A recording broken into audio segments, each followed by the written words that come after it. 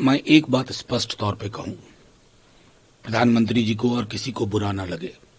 11 वर्षों में लाल किले के प्राचीर से जब प्रधानमंत्री बोलते हैं तो हमें उम्मीद होती है कि देश के प्रधानमंत्री की तरह बिना विद्वेष, पूर्वाग्रह, झुकाव के बोलेंगे। लेकिन प्रधानमंत्री जी हर बार डिसअपॉइंट करते हैं। इतिहास को तोड़ मरोड़ के पेश करना, डॉग विस्लिंग करना, ये मतलब उनकी पर्सोना का हिस्सा हो गया है। आजादी का दिन है, आरएसएस की भूमिका पर चर्चा होती तो हमें बेहद खुशी होती। एक सांस्कृतिक संगठन है, लेकिन आजादी में उसकी भूमिका का मूल्यांकन देश के प्रधानमंत्री को करना चाहिए ना। बस आज के उनके भाषण से मुझे लगा कि वो डॉग विस्लिंग से, पार्टीजन पॉलिटिक्स से कभी ऊपर नहीं बढ़ पाते हैं।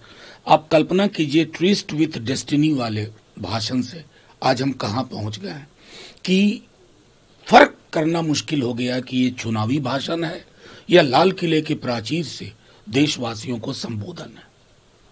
जयराम रमेश ने एक उनके ऊपर किया है, उनका एक ट्वीट आया है, उसमें बोला है कि one more example of what pathological liar mister Modi.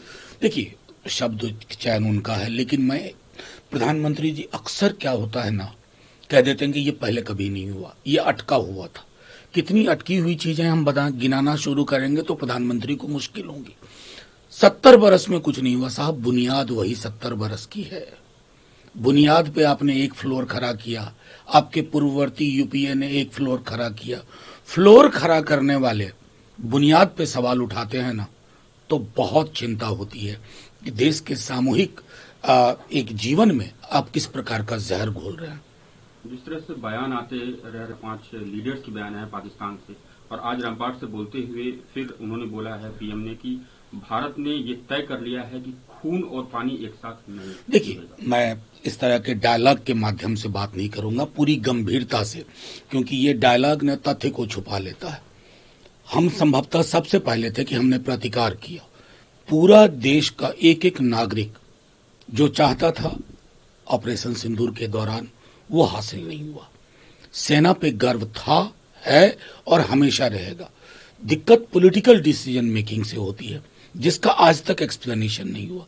मुझे लगा कि संभवतः अब तक नहीं बोले हैं प्रधानमंत्री, तो शायद अमेरिकन प्रेसिडेंट के जो ताबड़तोड़ 38-39 बयान आए हैं, वो सीज फायर वाले, अशोभनीय स्तर तक जाते हुए, उसके बारे में प्रधानमंत्री जी आज लाल किले की प्राचीर का इस्तेमाल करते तो और बेहतर होता। फार्मिंग सेक्टर को लेकर भी बोला है कि नो कॉम्प्रोमाइज ऑन फार्मिंग। ये तो कोई भी प्रधानमंत्री को करना होगा। रीढ़ है हमारी, आप रीढ़ को अगर कोई तोड़ने की कोशिश करे, उसमें किसी प्रकार की ऐसे ऑल्टरेशन की कोशिश करे, उसके पक्ष में हम कतई नहीं होंगे। लेकिन ये महज शब्द में ना हो। फार्म लॉज में हमने देखा था आपने क्या करने की कोशिश की थी। वो तो सड़कें जाग गई, गांव जाग गए, गलियां जाग गई, तो आपको फैसला वापस लेना पड़ा। उस तरह के फैसलों से भी बचने की कोशिश करें प्रधानमंत्री जी। उन्होंने एक अनाउंसमेंट किया है डेमोक्रेसी। देखिए, मेरा मानना है ना कि फिर ये रेटोरिकल चीजें बोलते हैं। संसद कैसे चल रही है, विपक्ष के लिए आपका एटीट्यूड क्या है, आपके प्रतिरोध में कोई बोले उसके प्रति आपका व्यवहार कैसा है, इसके लिए खुद आईना प्रधानमंत्री जी को रखना होगा। और सुना है कि उन्होंने जीएसटी को लेकर के भी कहा है कि जीएसटी में दिवाली। क्यों भाई दिवाली? शुरू से हम कह रहे थे कि इट्स अ फ्लॉड स्ट्रक्चर, इसकी संरचना में दिक्कतें हैं। तब तो आप सीना ठोक ठोक के कहते थे ना ना ना, हमने जो किया सबसे बेहतर किया। तो कम से कम एक्नॉलेज तो किया आपने। विपक्ष को थोड़ा एक्नॉलेज करिए, क्योंकि विजडम का सारा सोर्स आपके पास नहीं है। एक टास्क फोर्स बनाने की बात कही उन्होंने। फोर्स बनेगी 2047 में, जो डेवलप्ड इंडिया की बात की जा रही है, उसको लेकर बहुत सारी चीजें, नीतियां डिसाइड करेगी। नहीं, नीतियां, आय की असमानता पे चर्चा होगी, इनकम इनइक्वालिटी पे चर्चा होगी, या उस पर चादर डाल दिया जाएगा।